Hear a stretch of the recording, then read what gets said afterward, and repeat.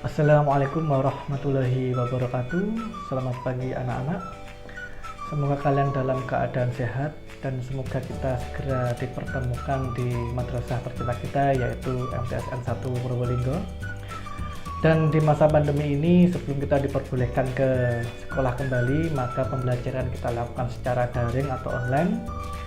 Dan yang perlu kalian perhatikan setelah saya menjelaskan materi secara singkat, kalian dapat mendalami materi ini melalui bahan ajar yang sudah saya share, saya upload di e-learning. Di menu bahan ajar kalian bisa mendownloadnya dan juga bisa membacanya secara intensif dan mendalam. Semua materi yang Bapak jelaskan tertulis di materi bahan ajar di e-learning secara lebih lengkap. Jadi yang saya jelaskan di sini adalah penjelasan secara singkat agar kalian tahu gambaran umum tentang materi di pertemuan pertama ini. Oke, langsung saja sebelum kita masuk ke materi, perlu Bapak bacakan kompetensi dasar yang perlu kalian kuasai. Yang pertama, KD pengetahuan 3.1 mengidentifikasi unsur-unsur teks berita yang didengar dan dibaca. Kemudian KD keterampilan 4.1 menyimpulkan isi dari berita yang dibaca maupun didengar.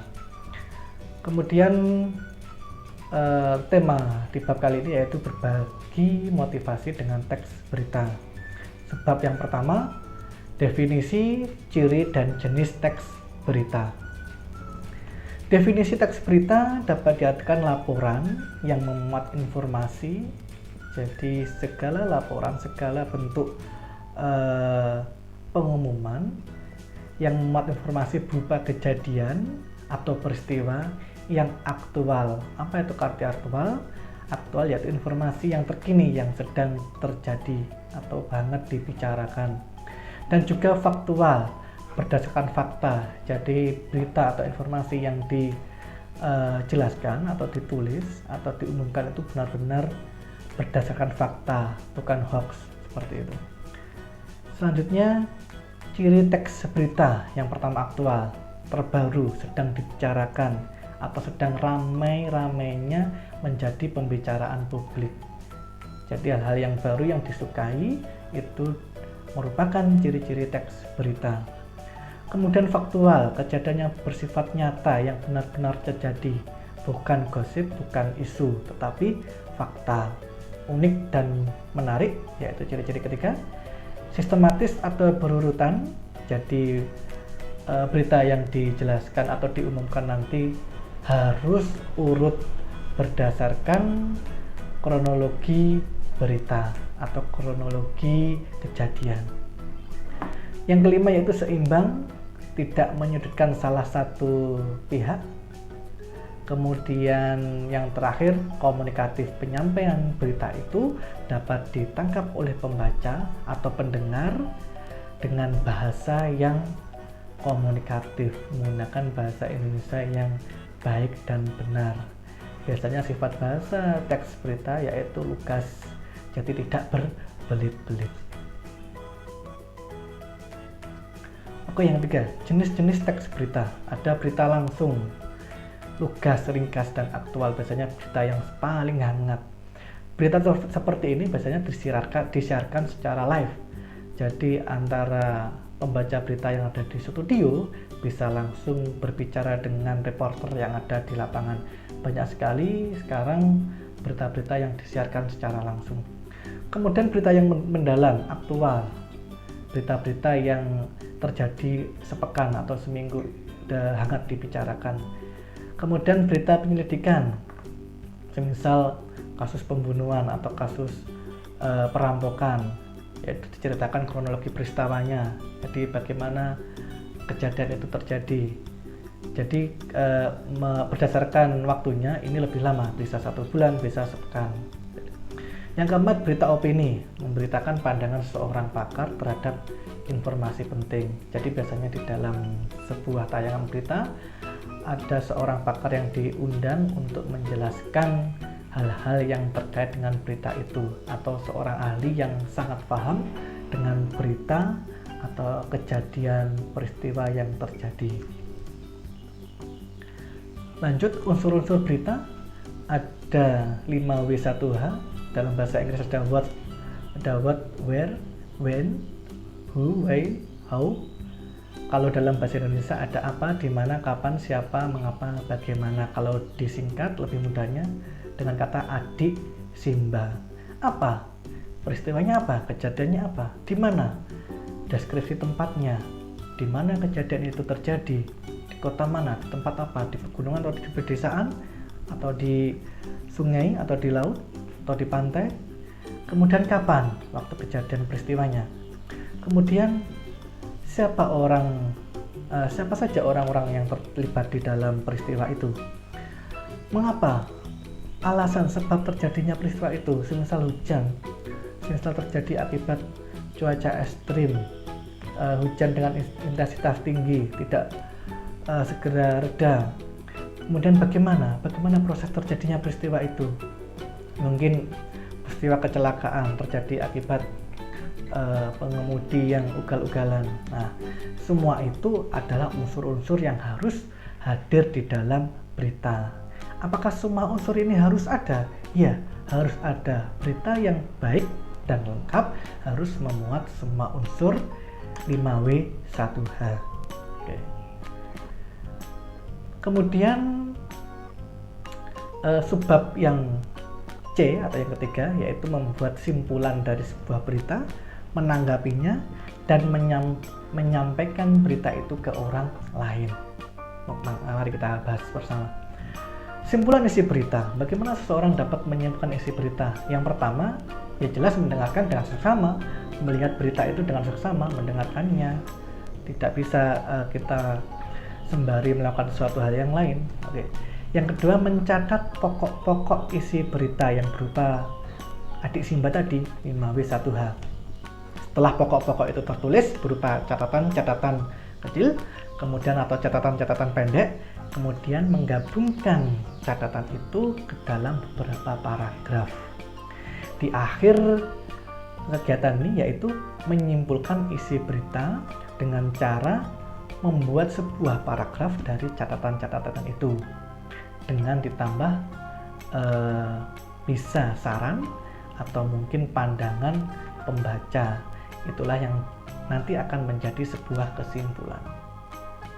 Oke, tanggapan terhadap berita. Bagaimana kita menanggapi sebuah berita?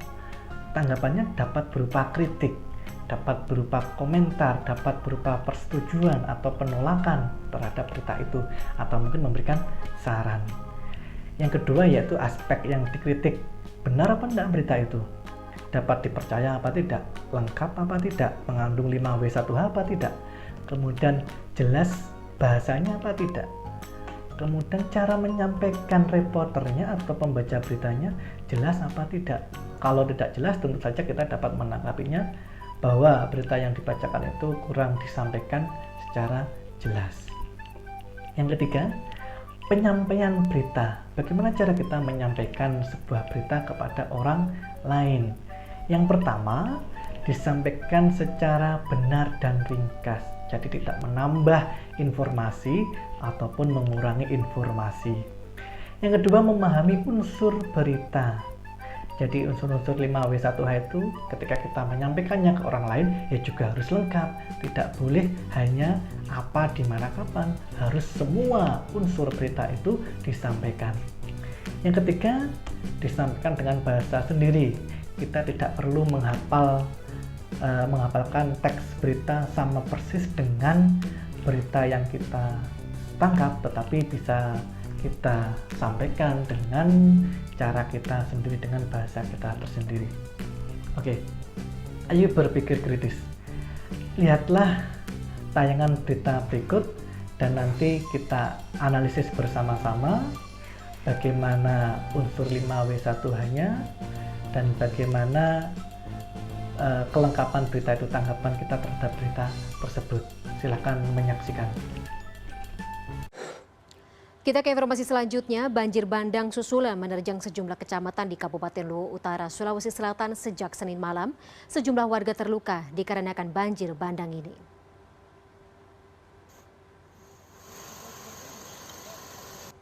Inilah detik-detik banjir bandang susulan yang menerjang beberapa kecamatan di Luwu Utara, Sulawesi Selatan pada Senin malam.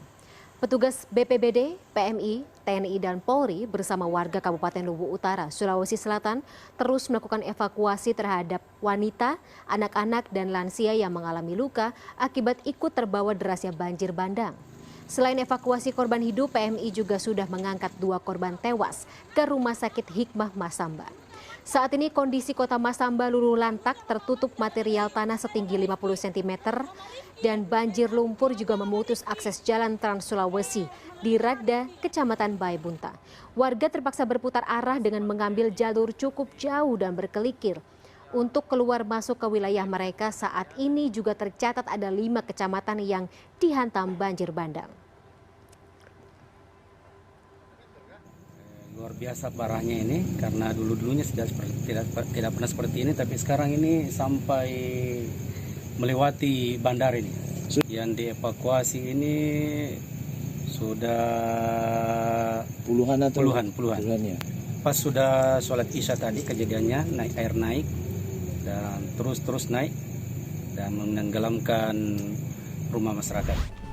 Oke, kalian sudah menyaksikan sebuah tayangan berita tentang banjir bandang di Sulawesi Selatan, tepatnya di Luwu Utara. Mari kita analisis bersama-sama. Kalau kita melihat unsur-unsurnya, yang pertama apa? Berita tersebut. Jadi berita tersebut memberitakan tentang banjir bandang di Luwu Utara. Di mana? Kabupaten Luwu Utara, Provinsi Sulawesi Selatan. Kapan? Senin 13 Juli 2020. Siapa yang terlibat di dalamnya? Petugas BPBD, TNI, Polri, warga masyarakat, dan juga PMI. Mengapa kejadian tersebut dapat terjadi? Banjir bandang terjadi akibat hujan dengan intensitas tinggi sehingga luapan air tidak terbendung lagi, ditambah kondisi tanah yang mudah longsor. Bagaimana kejadian tersebut dapat terjadi, ataukah bagaimanakah kondisi yang ada di sana? Kondisi kota Masamba luluh lantak, tertutup material tanah setinggi 50 cm dan juga memutus akses kota Sulawesi sehingga warga harus memutar arah apabila ingin keluar masuk kota. Selain itu, kondisi listrik pun juga padam. Inilah 5 unsur yang harus kalian pahami dalam menganalisa sebuah berita. Apakah berita itu aktual? Ya, aktual, baru saja terjadi. Apakah faktual berdasarkan fakta? Ya, tentu saja, karena reporter datang langsung ke tempat itu dan memberitakan kejadian banjir bandang tersebut. Apakah penyampaian beritanya unik? Ya, ada yang sebagian mengatakan unik, ada yang mungkin kurang unik atau kurang menarik. Apakah berita itu seimbang? Menyudutkan seseorang apa tidak? Menyudutkan salah satu pihak apa tidak?